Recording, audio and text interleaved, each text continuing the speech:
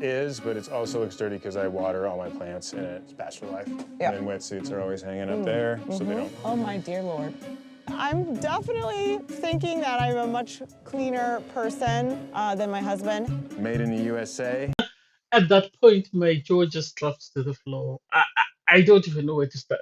I don't even know where to start. This man is dirty in capital letters. He's filthy. And the way he criticizes everybody else. Oh my God. Hey there, thanks for stopping by. If you're new to my channel, please don't forget to like, share, comment, and subscribe, and turn on the notification bell for when I upload new videos. It's your girl Valerie again. In this episode, I'll be reviewing Married at First Sight, Season 15, Episode 7. Hmm. I'm a bit overwhelmed and a bit. Anyway, um, so the couples are back from their honeymoon. They move into their apartments, and I'll review the couples and we'll see how we go.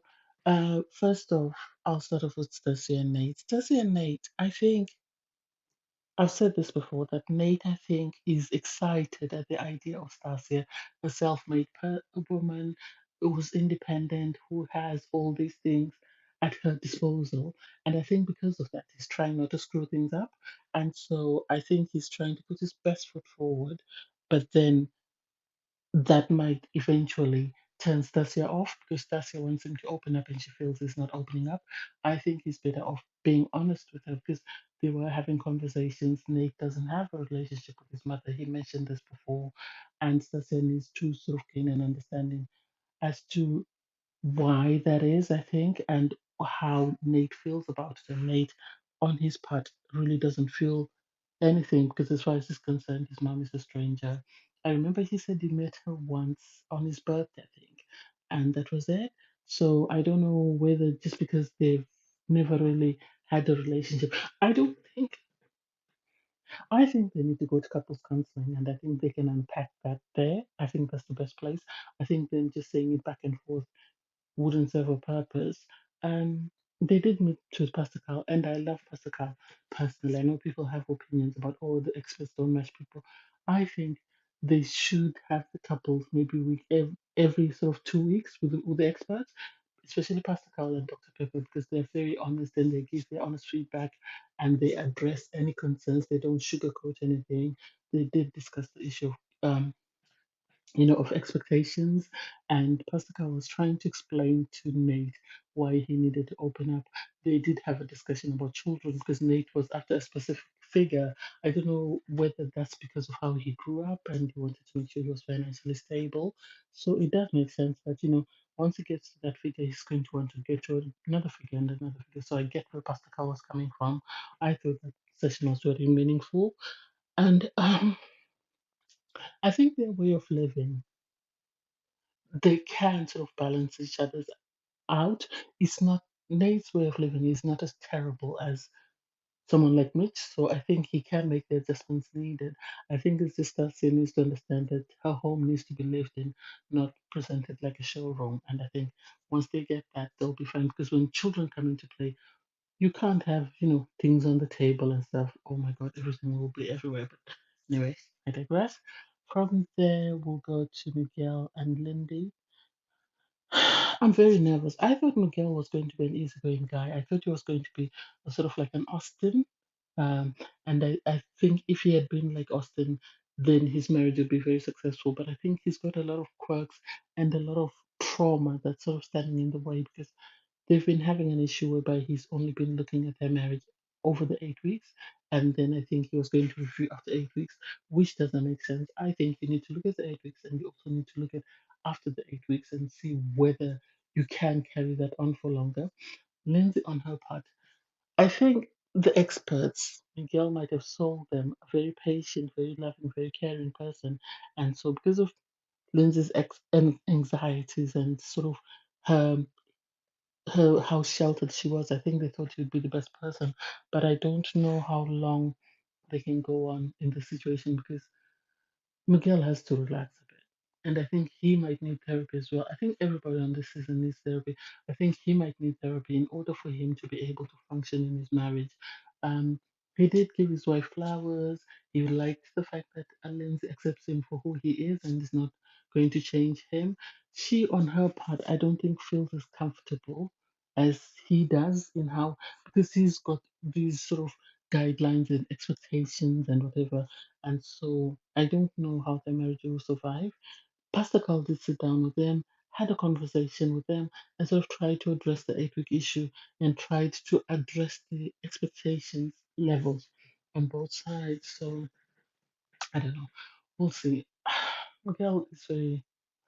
I, I I think I thought they would be my favorite. They would have a chance of making it, and now I'm very anxious because of the way Miguel is coming across. I'm really very very anxious with that. Anyway, we move on to Ben and Morgan. Ben and Morgan.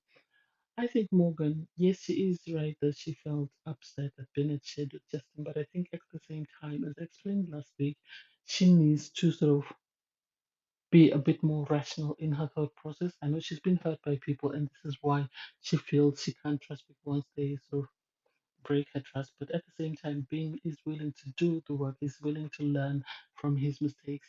He has spoken to her. Pastor Carl did speak to her and sort of explain that this is a marriage. You can't say, you've broken my trust, that's it, that's the end. You have to put in the work to try and make things, to try and improve things and improve your level of intimacy. I loved when Ben gave her sort of a slap on the back. And Pastor Carl said, "No, that's not how you behave, wife." And so it makes me question how he behaved with his former girlfriends. But then the thing about Ben is, I think he's willing to do the work. And I said this before that I think he's going to over compromise himself into the ground until one day he's just going to explode. Because he said, "Oh, I'll check on YouTube and I'll read about it." And Pastor Carl said, "How do you check on YouTube for intimacy?" Oh my God, I love Ben. I love Ben. Ben is one of my favorite. I think them, yeah. I think having explained it, as I said before, that I think Morgan said it clearly that he didn't quite understand what it meant for her to be going for her BSc.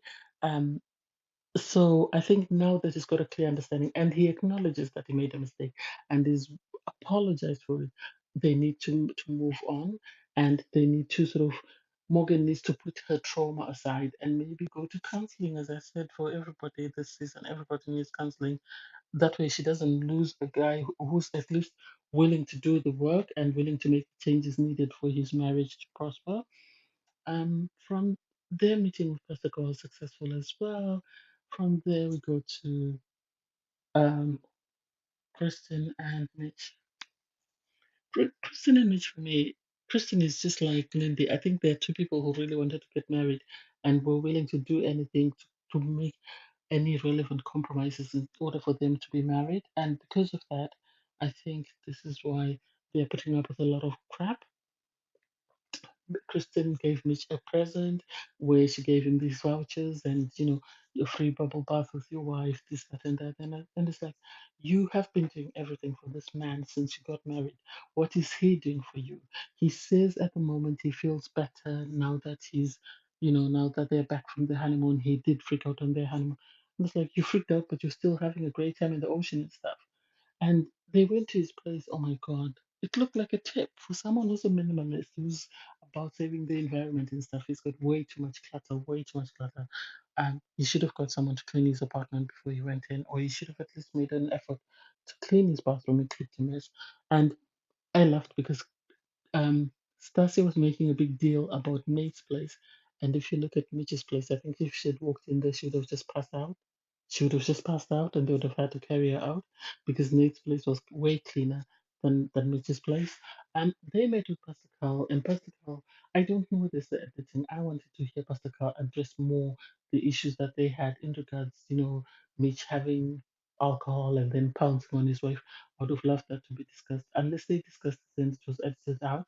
Um, they did sort of have conversations in which they brought up the fact that everything has to be done for Mitch.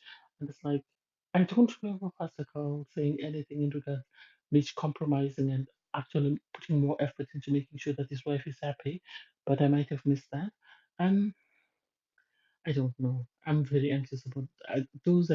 Mitch and Kristen, I can see them getting divorced. I think it's because Kristen will have been fed up, if for nothing else. Mitch will coast as long as he's allowed to coast. But I think Kristen needs to set boundaries and make sure that he understands that she's not going to put up with this crap. But then, anyway, that's me. And then Justin and Alexis kept going on, oh, marriage is amazing. And it's like, yeah, it's amazing because you're on honeymoon. Wait till you come back. So they came back and then they tried to sort of integrate their dogs. And MAFS needs to do something about people and their pets. They need to either have professionals on hand when these people integrate their pets, or something needs to happen because it seems everybody now that comes onto MAFS has got a pet. Every other person has got a pet. Every couple will have a pet, and it's like you're focusing on your marriage. Try and focus on your marriage for a bit before you start bringing in pets and everything else. That's just my opinion. So something happened, and Alexis' dog was bitten by Justin's dog, and she just freaked out and had to get her dog to the vet to be looked at. Justin, on his part, had to take his dog away, and it's like this is not looking good. This is not looking good. And Justin, obviously, because he's very emotional, started crying, and you could tell Alexis, Justin needs to address the reason why he's always crying at everything. He needs to address that because crying will not solve anything. I know it releases whatever frustrations he has, but it will not solve anything, and it could end up being the reason why his marriage breaks down. The area where he took his dog, it looks a bit abandoned and stuff. I don't know, maybe some sort of drug train or whatever. They had a conversation with Pastor Cal. They were the last couple, and we just got a few minutes of it. And it's like Pastor Carl did bring up the issue of the dogs. I don't know because now they're having a conversation that if Justin's dog doesn't change, then Alexis is saying Justin has to get rid of his dog, and it's like I don't know how that marriage could survive though because that's his pet that he's had for a while. Yes, she has issues in the sense that Justin didn't tell her that his dog had previously attacked other dogs. So that is concerning, but I don't know. I don't know. We'll see how that goes. But um, this season is very sad that there is no clear couple that you think, oh, this couple is going to make it. I think all the couples that are most likely to make it are Ben and Morgan, if Morgan relaxes a bit, and Lindy and Miguel, if Miguel relaxes a bit, and Stasia and Nate as well, if Nate can open up. Those other two, I think they're going to get divorced. I think it's just a matter of time before they call it quits. But anyway, I digress.